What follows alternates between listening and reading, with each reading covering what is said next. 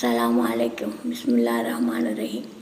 நோன்பில் 11வது இரவில் தொழுகக்கூடியவர்களுக்கு கியாமத்து நாள் அன்று மண்ணறையில் இருந்து வெளியாகும்போது அன்று பிறந்த பாலகனை போன்று தோற்றமளிப்பான் என்று நபிநாயகம் ஸல்லல்லாஹு அலைஹி வஸல்லம் அவர்கள் கூறினார்கள். இவ்வுலக அனைத்தையும் அழிந்த பின்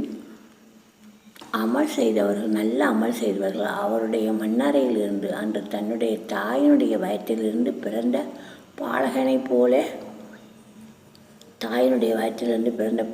போன்ற குற்றங்கள் எதுவுமே இழைக்காதவனாக பாவக்கரைகளை விட்டு அகன்றவனாகவும் வெளியாகுவான்.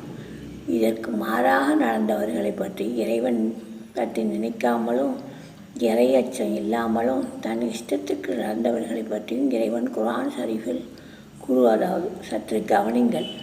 யார் என்னை நினைப்பதை விட்டு அகன்று என்னை புறக்கணித்து தந்தோன்றித்தனமாக வாழ்கிறார்களோ அவர்களின் வாழ்க்கையை சின்னா பின்னமாக்கி வாழ்க்கையில் ஒரு மாபெரும் நிம்மதியற்றவனாக்கி விடுவேன்.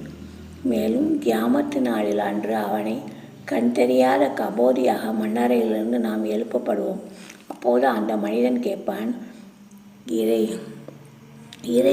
இறையச்சகனே, என்னை ஏன் கண் தெரியாத குருடனாக எழுப்பினாய் என்று. நான் உலகத்தில் இருக்கும்போது கண் பார்வை தெரியக்கூடியவனாக தானே இருந்தேன் என்று கேட்பான். அதற்கு இறைவன் பதில் சொல்கிறான், விஷயம் அவ்வாறு தன்னுடைய வேத வாக்கியங்களை உன்னிடத்தில் வந்தன.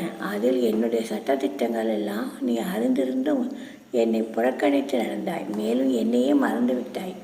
ஆகவே இப்போது நான் நீ பார்ப்பதற்கு உனக்கு கண்களை கொடுப்பதற்கு மறந்துவிட்டேன் என்று கூறிவிடுகிறான். வாசகர்களே, சற்று கவனித்து பாருங்கள். அந்த நேரத்தில் தம்முடைய நிலைமை என்னாகுவது? நாம் எதையுமே பார்ப்பதற்கு சக்தியற்றவனாக ஆகிவிடக்கூடிய ஒரு சூழ்நிலையை உண்டாக்கி கொள்ளலாமா? சிந்திங்கள், செயல்படுங்கள். இன்ஷா அல்லாஹ் 11வது இரவின் தராவிக அவசியம் தொழுகுங்கள். பிஸ்மில்லாஹிர் ரஹ்மானிர் ரஹீம்.